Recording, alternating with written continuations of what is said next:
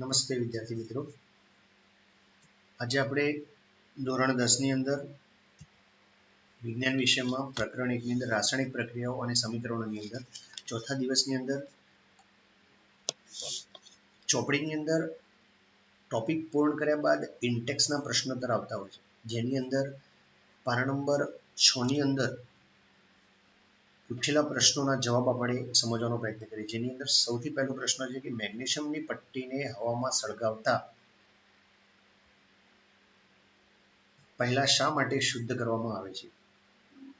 મેગ્નેશિયમની પટ્ટીને સળગાવવાનો પ્રયોગ સામાન્ય રીતે આપણે ધોરણ 7 થી કરતા આવતા હોઈએ છીએ. તો એની અંદર સૌપ્રથમ મેગ્નેશિયમની પટ્ટીને સળગાવતા થોડોક સમય લાગે છે. તો એ સમય જે લાગે છે એનું કારણ પણ ક્યાંક ને ક્યાંક આ છે. તો જેટલું ઝડપથી સાફ કરી લો તો એટલું સરળતાથી પ્રક્રિયા થતી હોય છે. પરંતુ કેમ કરવામાં આવે છે? તો મેગ્નેશિયમની પટ્ટી જ્યારે સામાન્ય રીતે હવાની અંદર ઓક્સિજન તો રહેલો જ હોય છે, પણ એ હવામાં રહેલા ઓક્સિજન સાથે એક પાતળું સ્તર બનાવે છે. કારણ કે આ દહન કર્યા સિવાય પણ અહીંયા આ પ્રક્રિયા દરમિયાન એ પટ્ટીના ઉપરના ભાગમાં અહીં મેગ્નેશિયમ ઓક્સાઇડનું પાતળું સ્તર બને છે. અને એ સ્તર બનવાનું કારણ એવું છે કે મેગ્નેશિયમની સક્રિયતા વધારે છે. કારણ કે આપણે પેલો ક્રમ આપણે સમજેલા કયો? તો પેલો સૂત્ર મેં તમને આપેલું કે પોસો કે મેએજી આલે હકો મસીબો. તો પોસો કે અને પછી આવે છે મે. તો આ બધા જ શરૂઆતના કયા તો અહીંયા જોઈ શકો છો કે પોસો કે મે. તો આ મે એટલે કે મેગ્નેશિયમ. તો આ શરૂઆતના જે ધાતુઓ છે બધી જ એ સક્રિય ધાતુઓ છે. એની ક્રિયાશીલતા વધુ હોવાને કારણે એ હવામાં રહેલા ઓક્સિજન સાથે સરળતાથી પ્રક્રિયા કરે છે, જેના કારણે એક પાતળું સ્તર બનાવે છે. અને એ પાતળું એક સ્તર એ નિષ્ક્રિય પડ છે કે જે એ રાસાયણિક પ્રક્રિયા થવા દેતો નથી. તો આ પડને દૂર કરી દઈએ તો એ મેગ્નેશિયમ એકલું જ રહે છે. અને એ મેગ્નેશિયમ હવે જ્યારે તમે એને સળગાવવાની પ્રક્રિયા કરો, દહનની પ્રક્રિયા, ત્યારે એ સરળતાથી પ્રક્રિયા કરી શકે છે. તો આ માટે તેને સાફ કરવામાં આવે છે, જેનો જવાબ તમને આ રીતે મળી શકે છે કે મેગ્નેશિયમ, સોડિયમ અને કેલ્શિયમ જેવી ધાતુઓ સક્રિય ધાતુઓ છે અને તે હવામાંના ઓક્સિજન સાથે સરળતાથી પ્રક્રિયા કરી ધાતુના ઉપલા પડ પર મેગ્નેશિયમ ઓક્સાઇડનું સ્તર બનાવે છે. અને જેના કારણે પ્રક્રિયા મેં બાજુમાં પણ દર્શાવી, અહીંયા પણ તમે સમજી શકો છો.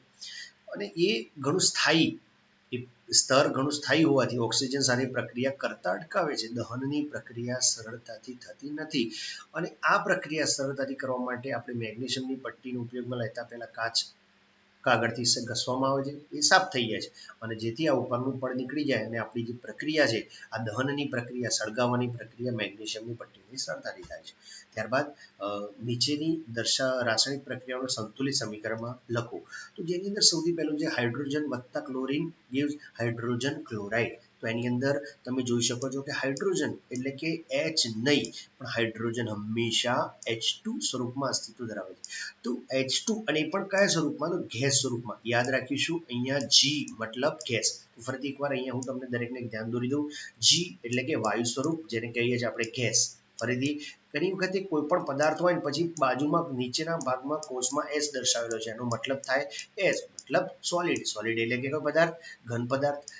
ત્યારબાદ ઘણી વખતે લખેલું હોય છે L એટલે કે લિક્વિડ. લિક્વિડ એટલે કે પ્રવાહી. અને બીજું લખેલું હોય છે એક્યુ. તો એક્યુ નો મતલબ શું થશે? તો એક્યુ નો મતલબ થશે એક્વાયસ. એક્વાયસ એટલે શું? તો એક્વાયસ એટલે કે પાણીમાં બનાવેલું દ્રાવણ. એને કહેવામાં આવે છે જલીય દ્રાવણ. અને જલીય દ્રાવણ એટલે શું? માની લો કે આપણે મીઠું છે, તો મીઠું એટલે NaCl. પણ NaCl એક આમ જોવા જઈએ તો મીઠું છે, પરંતુ NaCl એકલો વાપરીએ તો સોલિડ કહેવાય. પરંતુ ઘણી વખતે NaCl તમને આ સ્વરૂપમાં મળે છે કે NaCl, પણ એનું સ્વરૂપ કેવું? એક્યુ. તો આ બંને રીતે એવું થતું હોય છે. તો આનો મતલબ શું? તો આ સોલિડ એટલે કે એ માત્ર ને માત્ર ત્યાં ઘન સ્વરૂપ જ છે, જે આપણે રસોડાની અંદર વાપરીએ છીએ. જ્યારે NaCl એક્યુ એટલે કે એની અંદર પાણી ઉમેરેલું છે, એટલે પાણીમાં બનાવેલું મીઠાનું દ્રાવણ. એને કહેવામાં આવે છે NaCl નું એક્યુ ફોર્મ, એટલે કે જલીય દ્રાવણનું સ્વરૂપ. ઓકે, તો આ જલીય દ્રાવણ એટલે શું, એ લિક્વિડ એટલે શું, સોલિડ એટલે શું અને જી એટલે શું, મેં સમજ આપી દીધી. હવે આ પ્રક્રિયાને સમજવા માટે સૌપ્રથમ આપણે હાઇડ્રોજન એટલે કે H2 ગેસ, ક્લોરીન એટલે કે કોણ, તો અહીંયા આવશે ક્લોરીન એટલે કે Cl2 ગેસ. આનું ખાસ ધ્યાન રાખીશું આપણે દરેક વિદ્યાર્થી, જેથી કરીને પ્રક્રિયાને આપણે સરળતાથી સમજી શકીએ. અને હાઇડ્રોજન ક્લોરાઇડ એટલે કે H અને Cl, તો આ બંને પ્રક્રિયાને હવે સમજવા માટે હવે બેલેન્સ કરવું જરૂરી છે. તો બેલેન્સ કરવા માટે હવે તમે જોઈશું કે આ પણ હાઇડ્રોજન પણ બે, ક્લોરીન પણ બે, પરંતુ એ બનતો HCl એ માત્ર એક છે. અને આગળ બેલેન્સ માટે આપણે શું કરીશું, બે. અને બેલેન્સ માટે જો આપણે બે કરીશું તો બે કરીએ તો પછી આપણે કંઈ બીજી કોઈ ક્રિયા કરવાની રહેતી નથી. અને આ પણ તમને અહીંયા હાઇડ્રોક્લોરિક એસિડ આપણને પ્રાપ્ત થાય છે. તો આનું સમીકરણ તમે આ રીતે બનાવી શકો છો, જેનો જવાબ તમને નીચે પણ આપેલો છે. તો ત્યારબાદનો પ્રશ્ન, બેરિયમ ક્લોરાઇડ. તો દરેકને ખબર છે કે બેરિયમની વેલેન્સી સંયોજકતા છે 2+ અને ક્લોરાઇડની માઇનસ, એટલે કે દરેકને ખબર છે, અને ગોખવાનું નથી કે બેરિયમ ક્લોરાઇડનું સૂત્ર કયું થાય, તો BaCl2. જ્યાં સુધી તમને આ ના આવડે ત્યાં સુધી એટલું યાદ રાખજો કે તમને બીજા બધામાં તકલીફ પડશે. તો આ BaCl2 છે. એલ્યુમિનિયમ સલ્ફેટ, તો એલ્યુમિનિયમની સંયોજકતા દરેકને ખબર છે 3+ થાય છે, જ્યારે SO4 સલ્ફેટ એટલે કોણ, SO4, તો SO4 ની થાય છે 2-. તો આ બંનેનું જ્યારે સંયોજન બનશે ત્યારે દરેકને ખબર છે શું બનશે, તો Al2, કારણ કે 2 ની સંયોજકતા આની નીચે આવશે અને 3 ની સંયોજકતા આની નીચે આવશે, Al2SO4 થ્રાઇસ. અહીંયા થશે BaCl2, અહીંયા થશે બેરિયમ સલ્ફેટ અને એલ્યુમિનિયમ ક્લોરાઇડ, એટલે બેરિયમ સલ્ફેટ એટલે શું થશે, BaSO4, અને એલ્યુમિનિયમ ક્લોરાઇડ એટલે કે ફરીથી અહીંયા આપણે જોઈશું તો અહીંયા થશે AlCl3. કેમ, કારણ કે એની સંયોજકતાને આધારે નવું જે સંયોજન બનશે આપણે એ પ્રમાણે બનશે. તો આપણે એની હવે માત્ર કરવાનું રહ્યું બેલેન્સ. તો બેલેન્સ કેવી રીતે કરીશું, બધું બેલેન્સને સમજવા માટે અહીંયા 3 કેમ મૂક્યા, અહીંયા 2 કેમ મૂક્યા બેલેન્સની અંદર, અને આની અંદર 3 કેમ મૂક્યા, તો એ સમજવાનો પ્રયત્ન કરીએ. ચલો, તો કેવી રીતે, અહીં તમે સમજી શકો છો કે અહીં એલ્યુમિનિયમ કેટલા છે, 2. એટલા માટે સૌથી પ્રથમ આપણે એલ્યુમિનિયમને અહીં જોયા, જેના કારણે આપણે સૌથી પહેલા અહીંયા આપણે 2 મૂકવા પડ્યા, અને 2 મૂક્યા એટલે હવે ક્લોરીન કેટલા થાય છે તમે જોઈ શકો છો કે અહીંયા ક્લોરીન કેટલા થયા, 3 તો છે જ, પણ આગળના 2 સંયોજકતાને આધારે અહીંયા હવે થઈ ગયા 3 દુ 6. તો સૌથી પહેલું સ્ટેપ આપણે આ ધ્યાનમાં રાખવાનું કે આ ક્યાંથી આવ્યા, પહેલું સ્ટેપ, તો 3 દુ કેટલા થયા, 6. તો 3 દુ 6 કરવા માટે, ક્લોરીનને 6 કરવા માટે સામેના ભાગમાં પણ તમારે અહીંયા ક્લોરીન તો 2 છે, પણ 6 ક્યાંથી થશે, તો 2 ની આગળ અહીંયા આપણે 3 મૂકી દઈએ તો 2, 3, 6. તો એની સંયોજકતા એટલે એના જે પરમાણુની સંખ્યા અહીંયા બંને બાજુ સમાન થઈ જાય છે. એટલે અત્યાર સુધીમાં માત્ર એલ્યુમિનિયમ અને ક્લોરીનની સમાન કરી. હવે આપણે જોઈ શકો છો કે બેરિયમના કેટલા છે, 3. બેરિયમની સંયોજકતા 3 છે, એટલે આપણે અહીંયા મૂકીશું 3. એટલે કે અહીંયા પણ બેરિયમના પરમાણુ 3, સામેના ભાગે એટલે કે જમણી બાજુ પણ બેરિયમના પરમાણુ 3 થઈ જશે, એટલે અહીંયા 3 મૂકવા પડે. એટલે પહેલું સ્ટેપ અહીંયા, બીજું સ્ટેપ અહીંયા, અને ત્રીજું સ્ટેપ તમારે અહીંયા, એટલે કે 3 સ્ટેપ તમે ધ્યાનમાં રાખી. હવે 3 મૂકવાથી શું થયું, SO4, એટલે આખો જ ભાગ આપણે ધ્યાનમાં લઈએ તો SO4 ના કેટલા થયા, 3. તો અહીંયા પણ SO4 કેટલા છે, 3. તો આ પહેલું સ્ટેપ, બીજું સ્ટેપ અને આ ત્રીજું સ્ટેપ તમે સમજી શકો છો કે કેવી રીતે આ તમને 2, 3 અને 3 દર્શાવવામાં આવે. તો કોઈ સ્ટેપ લખવાનો નથી, માત્ર ને માત્ર તમારે 3, 3 અને 2 એ દર્શાવવાનું છે. તો એને કહેવામાં આવે છે સંતુલિત સમીકરણ. તો સંતુલિત સમીકરણ બાદ એક નવો પ્રશ્ન છે આપણે કે નીચે દર્શાવેલ પ્રક્રિયા માટે ભૌતિક અવસ્થાઓની સંજ્ઞા સહિતના સંતુલિત સમીકરણ લખો. ભૌતિક અવસ્થાઓની સંજ્ઞા એટલે ભૌતિક અવસ્થા એટલે કે કેવા પ્રકારનું સ્વરૂપ ધરાવે છે. તો કુલ 4 સ્વરૂપ ધરાવે છે પદાર્થ. મેં તમને કીધું કે G એટલે કે ગેસ, L એટલે કે લિક્વિડ, S એટલે કે સોલિડ, અને AQ એટલે કે જલીય દ્રાવણ, એક્વાયસ ફોર્મ. ઓકે, ચલો એની અંદર તો તમે સમજી શકો કે પાણીમાં બનાવેલા બેરિયમ ક્લોરાઇડ અને સોડિયમ સલ્ફેટના દ્રાવણો, એટલે કે પાણીમાં બનાવેલું છે, તો પાણીમાં બનાવેલું દ્રાવણ હોય તો કેવું સ્વરૂપ હોય, AQ. તો બેરિયમ ક્લોરાઇડ તમે લખો BaCl2, પણ પછી કૌંસમાં શું લખવું પડે તમારે, AQ. ત્યારબાદ છે સોડિયમ સલ્ફેટ, એ પણ કેવું આવશે, AQ. વચ્ચે પ્રક્રિયા થઈ અદ્રાવ્ય, અદ્રાવ્ય બેરિયમ સલ્ફેટ અને સોડિયમ ક્લોરાઇડનું દ્રાવણ મળે છે. તો આ જે પ્રક્રિયા બને છે એને આપણે સમીકરણ સ્વરૂપે નીચે મુજબ દર્શાવી શકીએ. તો અહીં જોઈએ ખાસ કે BaCl2 એ એક આ સૂત્ર બની ગયું બેરિયમ ક્લોરાઇડનું. ત્યારબાદ બીજું સૂત્ર મળશે તમને અહીંયા Na2SO4 એટલે કે સોડિયમ સલ્ફેટનું. ત્યારબાદ આવ્યું બેરિયમ અદ્રાવ્ય અદ્રાવ્ય કીધું. અદ્રાવ્ય એટલે કે પાણીમાં દ્રાવ્ય થતો નથી, અને દ્રાવ્ય ન થાય એ હંમેશા પદાર્થ કેવો હોય? સોલિડ સ્વરૂપ ધરાવે છે. એ સોલિડ જે સ્વરૂપ ધરાવે છે તો અહીં તમે સમજી શકો છો કે NaCl અને મીઠું એ પણ કેવું? પાણીમાં બનાવેલું દ્રાવણ. તો આ રીતે તમે રાસાયણિક સમીકરણ લખી શકો છો અને બેલેન્સ પણ કરી શકો છો. માત્ર અહીંયા 2 મૂકવાથી તમારું રાસાયણિક સમીકરણ સંતુલિત થઈ જાય છે. તમે જોઈ શકો છો કે 2. તો આ રીતે તમે સરળતાથી રાસાયણિક સમીકરણને સંતુલિત કરી શકો છો. ત્યારબાદ સોડિયમ હાઇડ્રોક્સાઇડ પાણીમાં બનાવેલું દ્રાવણ અને હાઇડ્રોક્લોરિક એસિડ દ્રાવણનું પાણીમાં બનાવેલું દ્રાવણ. અને પાણીમાં બનાવેલું દ્રાવણ એટલે ફરીથી એકવાર એક્વાયસ ફોર્મ બંને સાથે પ્રક્રિયા કરી સોડિયમ ક્લોરાઇડ દ્રાવણ અને પાણી બનાવે છે. તો એનું પણ રાસાયણિક સમીકરણ તમે જોઈ શકો છો. NaOH HCl gives NaCl plus H2 liquid. Balance માટે માત્ર ને માત્ર સંતુલન કરવા માટે અહીં માત્ર તમે કેટલા મૂકો છો? 2. કારણ કે અહીં તમે જોઈ શકો છો કે 2NaCl દર્શાવ્યું છે અને H2O દર્શાવ્યું છે. તો અહીંયા H2 કેટલા થયા? 2. તો અહીંયા તમારે કેટલા કરવા પડશે? 2 કરવા પડશે. અહીંયા 2 કરો એટલે શું થયું પાછું? તો H2. પણ અહીંયા એક ભૂલ છે. અહીંયા 2 દર્શાવવાની જરૂર છે પણ દર્શાવ્યા નહોતા, એટલા માટે આપણે કેટલા દર્શાવ્યા? 2. અને હવે સંતુલિત કરવા માટે તમે સમજી શકો છો, આને જો તમે 2 કર્યા તો અહીંયા આગળ પણ તમારે સંતુલન માટે કેટલા કરવા પડશે? 2 કરવા પડશે. તો ફરીથી એકવાર સંતુલન પૂરું કરવા માટે તમારે અહીંયા H2 ના 2 મોલ હતા. ઓકે, તો એ સંતુલન કરવા માટે તમે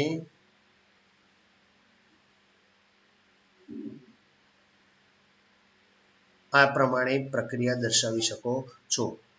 જો આના પછીનો નેક્સ્ટ પ્રશ્ન છે તમારા માટે. પાના નંબર 10 ના જવાબો હવે જોઈએ. પાના નંબર 6 ના જવાબો આપણે પૂરા કર્યા. ત્યારબાદ ઇન્ટેક્સની અંદર પાના નંબર 10 ના જે પ્રશ્નો છે એના જવાબની અંદર સૌથી પહેલો પ્રશ્ન છે પદાર્થ X ને દ્રાવણને સફેદો કરવા માટે વપરાય છે. એટલે કે સફેદો એટલે કે આમ ચૂનો કહી શકાય. તો ચૂનાનું રાસાયણિક સૂત્ર શું થાય? તો ચૂનાનું એટલે કે કડી ચૂનો, દરેકને ખબર છે કે જેને આપણે કહીએ છીએ પદાર્થ X એ કેલ્શિયમ ઓક્સાઇડ, જેને આપણે કહીએ છીએ કડી ચૂનો, જેને કહીએ છીએ આપણે સૂત્ર CaO.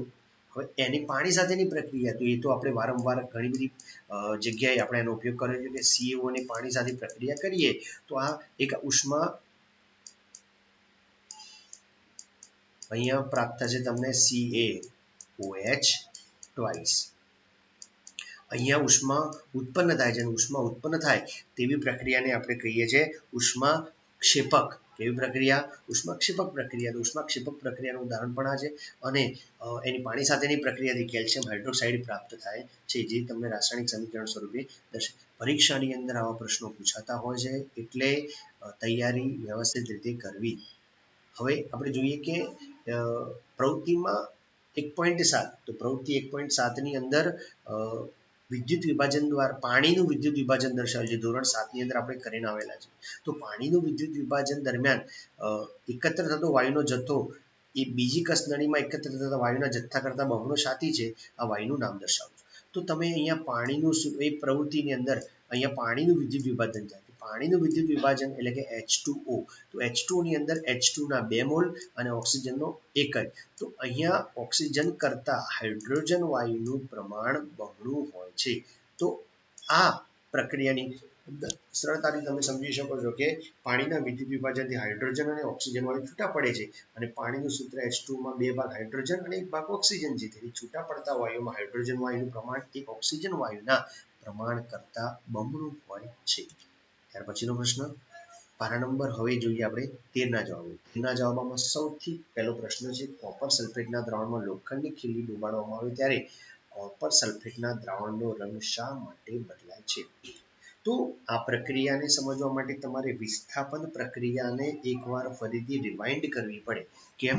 કારણ કે કોપર સલ્ફેટનું દ્રાવણ હંમેશા દ્રાવણ એટલે કે પાણીમાં બનાવેલું દ્રાવણ છે. તો કોપર સલ્ફેટનું દ્રાવણની અંદર જ્યારે કોઈ પણ લોખંડની ખીલી, લોખંડ એટલે આયન એટલે Fe, તો આ Fe હંમેશા સક્રિયતા વધારે છે. તો આ Fe એ કોનું વિસ્થાપન કરશે? કોપરનું. તો કોપરનું વિસ્થાપન કરશે અને બનશે તમારે અહીં FeSO4. અને કોને વિસ્થાપિત કરશે? અહીંયા વિસ્થાપન કોનું થશે? કોપરનું. તો કોપર એકલું છૂટો પડી જશે એટલે કે પેલી વધુ સક્રિયતા ધરાવતો પદાર્થ ઓછી સક્રિયતા ધરાવતા પદાર્થમાંથી એ પરમાણુનું વિસ્થાપન કરે છે એટલે કે Fe કોપરનું વિસ્થાપન કરે છે અને બનાવે છે FeSO4. એકચ્યુઅલી કોપર સલ્ફેટનું દ્રાવણ છે કોપર સલ્ફેટનું દ્રાવણ એક વાદળી રંગ ધરાવે છે, વાદળી રંગ, અને બનતો FeSO4 નો રંગ વાદળી છે નહીં. અને વાદળી રંગ ન હોવાને કારણે આ રંગ જે એનો વાદળી રંગ છે એ ધીમે ધીમે કેવો થાય છે? આછો થઈ જાય છે. તો તમે પ્રક્રિયામાં સમજી શકો છો કે આનો બ્લુ રંગ છે, વાદળી રંગ, જ્યારે FeSO4 નો લીલો રંગ છે. એટલે કે વાદળી રંગમાંથી લીલા રંગમાં પરિવર્તન થાય છે. અને આ પ્રક્રિયાને આપણે ભૌતિક અવસ્થામાં અથવા રંગ પરિવર્તન આને કહી શકીએ છીએ આપણે રંગ પરિવર્તન. તો રંગ પરિવર્તનની આધારે આ પ્રવૃત્તિ સમજી શકાય છે અને આ પ્રક્રિયાને વિસ્થાપન પ્રક્રિયા કહે છે. દ્વિવિસ્થાપન પ્રક્રિયાની અંદર 1.10 ની અંદર કોઈ પણ ઉદાહરણ આપ્યું છે એના સિવાય હવે 1.10 પ્રવૃત્તિની અંદર તમને જે ઉદાહરણ આપવામાં આવ્યું છે એ કયું છે? તો 1.10 પ્રવૃત્તિની અંદર જે તમને ઉદાહરણ આપવામાં આવ્યું છે એ બેરિયમ સલ્ફેટ, બેરિયમ ક્લોરાઇડ, ધ્યાન રાખીશું આપણે, બેરિયમ ક્લોરાઇડની અંદર Na2SO4 એટલે કે સોડિયમ સલ્ફેટ, આ બંને દ્રાવણો ભેગા કરવામાં આવતા અહીં BaSO4 ના અવક્ષેપ પ્રાપ્ત થાય છે અને સાથે તમને પ્રાપ્ત થાય છે સોડિયમ ક્લોરાઇડ, એ પણ કયા સ્વરૂપમાં? એક્વાયસ સ્વરૂપમાં. તો આ બેરિયમ સલ્ફેટના તમને અવક્ષેપ પ્રાપ્ત થાય છે. આ પ્રક્રિયા હતી ઉદાહરણ નંબર 1.10 ની અંદર. અહીં કોનું વિસ્થાપન થાય છે? તો બેનું આયનો તરીકે અહીંયા પ્લસ સંયોજકતા ધરાવતા બે, તો બેરિયમ અને સોડિયમ, તો બંનેનું સ્થાનાંતર થાય છે એટલે કે સોડિયમ ક્લોરીનની સાથે બેરિયમ સલ્ફેટની સાથે. તો બેરિયમ સલ્ફેટની સાથે જોડાય તો બેરિયમ સલ્ફેટ અને સોડિયમ ક્લોરીનની સાથે જોડાય તો સોડિયમ ક્લોરાઇડ. તો એ સૂત્ર પણ તમને દરેકને ખ્યાલ છે. તો આ પ્રમાણે બનતું હોય છે. આ પ્રક્રિયાની અંદર અવક્ષેપ ઉત્પન્ન થતા, અવક્ષેપ એટલે કે પ્રેસિપિટેટ, તો એ ઉત્પન્ન થતા હોય છે અને એ ઉત્પન્ન થતા પ્રેસિપિટેટ એ અદ્રાવ્ય હોય છે. અદ્રાવ્ય હોય છે એટલા માટે આપણે હંમેશા અવક્ષેપની ભૌતિક અવસ્થાની અંદર આપણે સોલિડ તરીકે દર્શાવીએ છીએ. અને આવી રીતે એક અન્ય ઉદાહરણ આપણે જો સમજવા જઈએ તો લેડ નાઇટ્રેટ, તો વારંવાર પ્રક્રિયા આવતી હોય છે. તો ફરીથી એકવાર PbNO3 ટ્વાઇસ, આ તો PbNO3 ટ્વાઇસની પ્રક્રિયા તમે કરો છો પોટેશિયમ આયોડાઇડ સાથે, અને આ પોટેશિયમ આયોડાઇડ સાથે પ્રક્રિયા કરવાથી બંને વચ્ચે પ્રક્રિયા થાય છે. અને બંને વચ્ચે પ્રક્રિયા થાય છે અહીં પહેલા તો દ્વિવિસ્થાપન કોનું થાય છે? તો દ્વિવિસ્થાપન તરીકે કેનું સ્થાન Pb લે છે અને Pbનું સ્થાન K લે છે. તો K કોની સાથે જોડાશે? KNO3 બનશે અને Pb કોની સાથે જોડાશે? I સાથે, એટલે કે બનશે તમને PbI2. સૂત્રની અંદર દરેકને ખબર છે સંયોજકતાને આધારે 2 કે 3 કે એ નક્કી થતું હોય છે. તો PbI2 અને બીજું બનશે તમારું KNO3. પરંતુ અહીં પ્રેસિપિટેટ બને છે અને આના પીળા રંગના અવક્ષેપ આપણને પ્રાપ્ત થતા હોય છે. આ બેરિયમ સલ્ફેટના રંગના એ સફેદ રંગના અવક્ષેપ પ્રાપ્ત થાય છે અને અહીં બનતું તમારે લેડ આયોડાઇડ એ સફેદ રંગના અવક્ષેપ આપણને પ્રાપ્ત થતા હોય છે.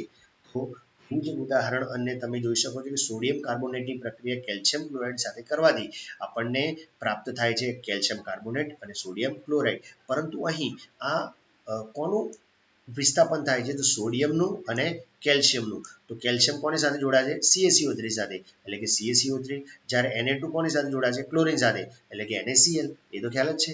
આ રીતે અદલા બદલી થાય છે અને આપણને દ્વિવિસ્થાપન પ્રક્રિયાનું ઉદાહરણ થાય છે. તો અન્ય બીજા ઉદાહરણો પણ આપણે સમજી શકીએ. ત્યારબાદ નીચે દર્શાવેલ પ્રક્રિયાઓમાં ઓક્સિડેશન પામતા અને રિડક્શન પામતા પદાર્થોને ઓળખો. તો અહીં તમે જોઈ શકો છો કે સોડિયમ શું થાય છે? સોડિયમમાંથી શું બન્યું? Na2O. તો સોડિયમનું અહીંયા શું થાય છે? તો ઓક્સિજન મેળવે છે. ઓક્સિજન મેળવવું એટલે કે સોડિયમનું ઓક્સિડેશન થાય છે. તો અહીંયા તમે શું થાય છે? તો અને ત્યારબાદ ઓક્સિજનનું ઉલટું કહી શકો છો, ઓક્સિજનનું રિડક્શન થાય છે અથવા રિડક્શન. તો તમે સમજી શકો છો કે પ્રક્રિયામાં સોડિયમ ઓક્સિજન મેળવે છે, તેથી સોડિયમનું ઓક્સિડેશન થાય છે અને ઓક્સિજનનું રિડક્શન થાય છે. એવી જ રીતે અન્ય ઉદાહરણ તમે સમજી શકો છો, જેની અંદર કોપર ઓક્સાઇડમાંથી શું બને છે? કોપર. તો અહીં તમે જોઈ શકો છો કે કોપર ઓક્સાઇડમાંથી કોપર શું થયું? તો કોપર ઓક્સાઇડમાંથી આ ઓક્સિજન હવે નથી, એનો મતલબ ઓક્સિજન દૂર થયું, અને ઓક્સિજન દૂર થયું તો એ પ્રક્રિયાને કઈ કહેવાય? રિડક્શન. જ્યારે ઉલટું H2 માંથી H2O બને છે, એટલે કે અહીં ઓક્સિજન મેળવે છે, એટલે કે અહીં H2 નું H2O માં શું થાય છે? તો ઓક્સિડેશન. જ્યારે CuO નું Cu માં રિડક્શન થાય છે. તો આ રીતે આપણે પ્રશ્નને સરળતાથી સમજી શકીએ છીએ કે કયા પદાર્થોનું ક્યારે ઓક્સિડેશન અને કયા પદાર્થોનું ક્યારે રિડક્શન થતું હોય છે. તો આ રીતે આપણે આ પ્રશ્નની અંદર જવાબ તરીકે સમજ્યા. તો એક પ્રશ્ન અંદર છે કે પ્રશ્ન એવું છે કે ઓક્સિડેશન પામતા અને રિડક્શન પામતા પદાર્થોને ઓળખો, આપણો પ્રશ્ન છે. તો કઈ રીતે જવાબ આપીશું અહીંયા? તો ઓક્સિડેશન પામતો પદાર્થ પામે છે, તો આનું શું થયું? ફરીથી એકવાર, તો આ પ્રશ્નની અંદર Na2O, તો Na2O શામાંથી? Na માંથી Na2O, તો ઓક્સિજન મેળવ્યું, તો ત્યાં આપણે લખીશું ઓક્સિડેશન પામતો પદાર્થ. જ્યારે અહીંયા કોપર શું કરે છે? તો કોપર એ ઓક્સિજન ગુમાવે છે, તો અહીંયા લખીશું રિડક્શન પામતો કોપર એ રિડક્શન પામતો પદાર્થ. જ્યારે H2O એ કોણ? તો H2O એ ઓક્સિજન મેળવે છે, એટલા માટે આપણે ત્યાં લખીશું રિડક્શન પામતો પદાર્થ. તો ત્યાં જવાબ તરીકે તમે ત્યાં લખી શકો છો. અહીંયા જવાબની અંદર કોનું ઓક્સિડેશન થાય છે, કોનું રિડક્શન થાય છે તેમ દર્શાવ્યું છે, પરંતુ આપણે જે પ્રશ્ન આપ્યો છે એ પ્રમાણે આપણે લખી શકીએ કે અહીં Na2O, તો અહીં માત્ર એક જ પદાર્થ છે, તો આ અહીંયા કોણ આવશે? ઓક્સિડેશન પામતો પદાર્થ છે. જ્યારે અહીંયા H2O એ તમારે ઓક્સિડેશન પામતો પદાર્થ છે, અને આ Cu એ કોણ છે? તો રિડક્શન પામતો પદાર્થ છે. તો તમે આ રીતે તમે ત્યાં દર્શાવી શકો છો. તો ફરીથી એકવાર, Na2O એટલે કોણ? તો Na2O એટલે કે ઓક્સિડેશન પામતો પદાર્થ. કોપર એટલે કોણ? રિડક્શન પામતો પદાર્થ. H2O એટલે કોણ? ઓક્સિડેશન પામતો પદાર્થ. કારણ કે આના પછીનો પ્રશ્ન તરત જ જે આવે છે એ આને લગતો છે, એટલા માટે. હવે અંતમાં સ્વાધ્યાયના પ્રશ્નોત્તર. તો સ્વાધ્યાયના પ્રશ્નોત્તરની અંદર સૌથી પહેલો પ્રશ્ન છે જે ઓબ્જેક્ટિવ MCQ પ્રકારનો છે. તો જેની અંદર તમે જોઈ શકો છો કે પીબી કોણ છે? તો પીબી એ ઓક્સિડેશન પામતો કે રિડક્શન પામતો? કેવી રીતે સમજ પડે? તો પીબીઓ માંથી શું થયું? પીબી. તો આ પ્રક્રિયા દરમિયાન જે પણ ઘટના બની, તમે શું સમજો છો? તો પીબીઓ માંથી પીબી થવું એટલે કે આને કહેવાય ઓક્સિજન દૂર થવું, અને ઓક્સિજન દૂર થાય તો એ રિડક્શન પામે છે. અહીંયા આ લેડનું શું પામે છે? રિડક્શન પામે છે. જ્યારે CO2 શું થાય છે? તો C માંથી CO2 નું શું થયું? ફરીથી એકવાર જોઈ લેજો. અહીંયા ઓક્સિજન ઉમેરાય છે, તો ઓક્સિજન ઉમેરાય તો તે પદાર્થ શું પામે છે? તો પામે છે એટલે કે એ નિપજ તરીકે પ્રાપ્ત થાય છે. ફરીથી એકવાર, તો આ C માંથી CO2 થવું, તો C માંથી CO2 થવું, તો અહીંયા કાર્બન ડાયોક્સાઇડનું શું થાય છે? ઓક્સિડેશન પામે છે. તો અહીંયા આ ઉપરના બંને વિધાન સાચા છે. જ્યારે ઉલટું શું થાય છે? તમે જોઈ શકો છો કે કાર્બન ઓક્સિડેશન પામે છે એવું લખી શકાય નહીં. કાર્બનનું ઓક્સિડેશન અહીંયા પામે છે એની જગ્યાએ જો થાય છે હોત, શું હોય? થાય છે, તો તમારો એ પ્રશ્ન કયો? તો સી વાક્ય કેવું કહેવાય? સાચું કહેવાય. પરંતુ એ થાય છે એવો શબ્દ નથી. તો કાર્બનનું ઓક્સિડેશન થાય છે એવું વાક્ય હોત તો સાચું ગણાત. જ્યારે લેડ ઓક્સાઇડનું રિડક્શન થાય છે એવું હોત તો સાચું ગણાત. પણ આ પામે છે શબ્દ એના કારણે આ વાક્ય બંને કેવા છે? ખોટા. જ્યારે બંને વાક્યો કેવા છે? સાચા. એટલા માટે આપણો જવાબ છે એ અને બી સાચા જવાબ તરીકે. એટલા માટે જવાબ છે આપણો એ અને બી. એના પછીનો પ્રશ્ન છે Fe2O3 + 2 aluminium gives Al2O3 + 2 Fe. પ્રક્રિયા શાનું ઉદાહરણ છે? તો અહીં જોઈ શકો છો કે એલ્યુમિનિયમની સક્રિયતા વધારે છે. કોના કરતા? Fe કરતા. એટલે કે એલ્યુમિનિયમ એ Fe નું શું કરે છે? વિસ્થાપન. અને વિસ્થાપન થવાને કારણે આ પ્રક્રિયા થાય છે, અને આ પ્રક્રિયાની અંદર Fe નું વિસ્થાપન થાય છે. તો આ પ્રક્રિયાને આપણે કહીએ છીએ વિસ્થાપન પ્રક્રિયા. તો આ પ્રશ્નનો જવાબ આપણે આપીશું વિસ્થાપન પ્રક્રિયા. એના પછી તમે જોઈ શકો છો કે લોખંડના વેરમાં મંદ હાઇડ્રોક્લોરિક એસિડ ઉમેરતા શું થાય છે? તો લોખંડના વેર, લોખંડ એટલે Fe, અને Fe ની અંદર શું ઉમેરવાની વાત કરે છે? HCl.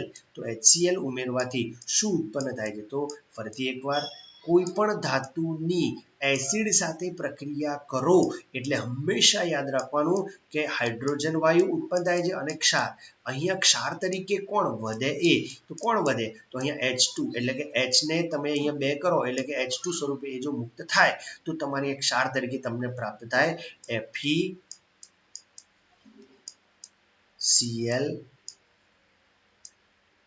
અહીંયા Fe ની સંયોજકતા હવે બે પ્રકાર છે. Fe ઘણી વખત 2+ પણ હોય છે અને 3+ પણ હોય છે. તો અહીં યાદ રાખીશું કે હાઇડ્રોજન વાયુ અને આયર્ન ક્લોરાઇડ તો FeCl3 સ્વરૂપે આપણને પ્રાપ્ત થાય છે. તો બેલેન્સ કરવા માટે તમારે જો અહીંયા 3ની જરૂર પડે તો અહીંયા તમે 3 કરો 6 કરો હું બેલેન્સને અત્યારે ધ્યાનમાં લેતો નથી બહુ. તો અહીંયા તમારે ઉત્પન્ન થતો આ ક્ષાર તો હંમેશા ધ્યાન રાખવાનું કે કોઈ પણ આને એસિડ છે જ્યારે આ કોણ છે ધાતુ છે. તો કોઈ પણ ધાતુની એસિડ સાથેની પ્રક્રિયા કરવાથી આપણને H2 વાયુ અને FeCl3 પ્રાપ્ત થાય છે. એવી જ રીતે આગળનો પ્રશ્ન સંતુલિત રાસાયણિક સમીકરણ શું છે અને સંતુલિત શા માટે કરવું જોઈએ તો એ પ્રશ્નનો જવાબ આપણે અગાઉના એક લેક્ચરની અંદર આવી ગયેલો છે અને ચર્ચા કરતા નથી. ત્યારબાદ અહીંયા રાસાયણિક સમીકરણોમાં રૂપાંતરિત કરો અને સંતુલિત પણ કરો. તો હાઇડ્રોજનની નાઇટ્રોજન વાયુ સાથેની પ્રક્રિયાથી એમોનિયા વાયુ એટલે કે હાઇડ્રોજન એટલે H2 નાઇટ્રોજન એટલે N2 એમોનિયા એટલે NH3. હવે બેલેન્સ કરવા માટે અહીંયા 3 મૂકો છો અને અહીંયા 2 મૂકો છો. બીજું કે ખાસ હંમેશા હાઇડ્રોજન ગેસ સ્વરૂપમાં નાઇટ્રોજન ગેસ સ્વરૂપ અને એમોનિયા પણ કેવું ગેસ સ્વરૂપમાં એટલે 3 કૌંસમાં શું દર્શાવ્યું છે G. તો આ બેલેન્સ માટે 3 અને 2 દર્શાવ્યું છે. ત્યારબાદ હાઇડ્રોજન સલ્ફાઇડ વાયુ હવામાં સળગીને પાણી અને સલ્ફર ડાયોક્સાઇડ આપે છે. તો હાઇડ્રોજન સલ્ફાઇડ એટલે H2S વાયુ હવામાં કોણ હોય ઓક્સિજન એટલે કે O2 ગેસ દહન પામી તો પાણી અને સલ્ફર ડાયોક્સાઇડ પાણી એટલે H2O અને સલ્ફર ડાયોક્સાઇડ એટલે કે SO3. તો આ રીતે તમે ત્યાં દર્શાવી શકો છો અને પ્રશ્નનો જવાબ સમજી શકો છો. તો અહીં જે સૌથી પહેલો પ્રશ્ન છે તમારો કે સલ્ફર ડાયોક્સાઇડ તો અહીંયા ભૂલ થાય છે ધ્યાન રાખીશું અહીંયા SO3 નહીં પરંતુ આપણે આ પ્રક્રિયાની અંદર આપણે કરવાનું છે SO2. તો SO2 કરીશું તો જ એને સલ્ફર ડાયોક્સાઇડ કહેવાય અને નહીંતર આને કહેવાય સલ્ફર 3 મૂકીએ તો એને કહેવાય સલ્ફર ટ્રાયોક્સાઇડ. તો આ રીતે H2S O2 અને પાણી અને SO2 આવશે. તો હવે તમે બેલેન્સ કરશો તો તમારા 2 એટલે કે ફરીથી એકવાર જોઈ લેજો તો S એટલે કેટલા 2 તો અહીંયા પણ 2 મૂકવાથી અહીંયા S2. ત્યારબાદ હવે હાઇડ્રોજન કેટલા ટોટલ 4 તો 2 દુ કેટલા 4 અહીંયા 2 મૂક્યા હાઇડ્રોજન 4 થાય એટલે અહીંયા કેટલા મૂકવા પડશે 2. હવે ઓક્સિજન ચેક કરી લો ઓક્સિજન 2 અને આ કેટલા થાય તો 2 ને દુ 4 તો 4 અને આગળના 2 એટલે 6 તો આ બાજુ 6 થઈ ગયા. અહીંયા 3 એના કારણે અહીંયા આપણે કેટલા મૂક્યા 3 મૂકવા પડે. તો આ રીતે તમે પ્રક્રિયાને સંતુલિત પણ કરી શકો છો. ત્યારબાદ આગળના બેરિયમ ક્લોરાઇડ અને